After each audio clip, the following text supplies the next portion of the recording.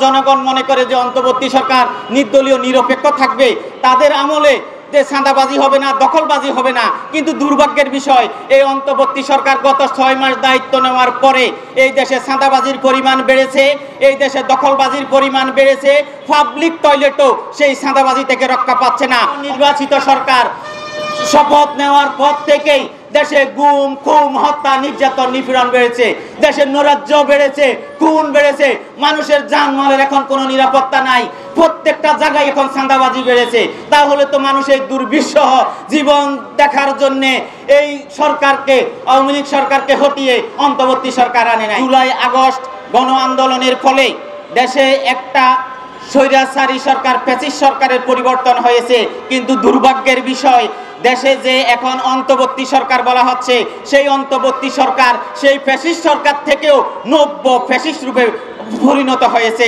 আপনারা দেখছেন, কারণ জনগণের আশা ছিল যে একটা দলীয় সরকার থাকলে দেশে দুর্নীতি হয়, দুঃশাসন হয়, চাঁদাবাজি হয়, দখলবাজি হয়। কিন্তু যখন অন্তর্বর্তী সরকার আসে, তখন জনগণ মনে করে যে অন্তর্বর্তী সরকার নির্দলীয় নিরপেক্ষ থাকবে, তাদের আমলে যে চাঁদাবাজি হবে না, দখলবাজি হবে না। কিন্তু দুর্ভাগ্যের বিষয়, এই অন্তর্বর্তী সরকার গত 6 মাস দায়িত্ব নেওয়ার পরে এই দেশে চাঁদাবাজির পরিমাণ বেড়েছে, এই দেশে দখলবাজির পরিমাণ বেড়েছে।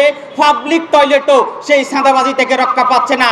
অনেকে আমাকে রাস্তায় বলে যে হানিফ, আপনি দুর্নীতির বিরুদ্ধে 66 জেলায় প্রতিবাদ করেছেন, কিন্তু আগে আমরা রাস্তায় ঠেলা গাড়ি নিয়ে যখন ব্যবসা করতাম তখন 100 টাকা চাঁদা দিতে হতো, কিন্তু এখন 150 টাকা চাঁদা দিতে হচ্ছে। আমরা আগে লাইট ভাড়া দিতাম 20 টাকা করে, এখন 50 টাকা করে লাইট ভাড়া দেওয়া হচ্ছে। তাই আপনি দুর্নীতির বিরুদ্ধে কি এটাই প্রতিবাদ করছেন, আমাদের সর্বনাশ করার জন্য? এখন আমি নিজে ভাবতেছি, আসলে আমি যে দুর্নীতির বিরুদ্ধে কথা বলছি, দুঃশাসনের বিরুদ্ধে কথা বলছি, এটা তো জনগণের কোনো উপকার হচ্ছে না, জনগণ আরো সর্বনাশ হচ্ছে। কিন্তু এই অন্তর্বর্তী সরকার, জনগণ মনে করছিল যে তারা নির্দলীয় নিরপেক্ষ হবে, কিন্তু দুর্ভাগ্যের বিষয়, অন্তর্বর্তী সরকার নির্দলীয় নিরপেক্ষ নয়। এরা কয়েকটা রাজনৈতিক দলের এজেন্ডা বাস্তবায়ন করছে, কয়েকটা রাজনৈতিক দলকে চাঁদাবাজি করার সুযোগ করে দিচ্ছে, কয়েকটা রাজনৈতিক দলকে তারা এই তদবির বাণিজ্য করার সুযোগ করে দিচ্ছে। আপনারা জানেন যে এখন তদবির বাণিজ্য হচ্ছে, এই যে ছাত্ররা বৈষম্যের বিরুদ্ধে আন্দোলন করছে, যে এখন দেশে লক্ষ লক্ষ লোক বিভিন্ন প্রতিষ্ঠানে নিয়োগ দেওয়া হচ্ছে, কোনো নিয়োগ সার্কুলার নাই, সার্কুলার ছাড়াই তাদের নিয়োগ দেওয়া হচ্ছে।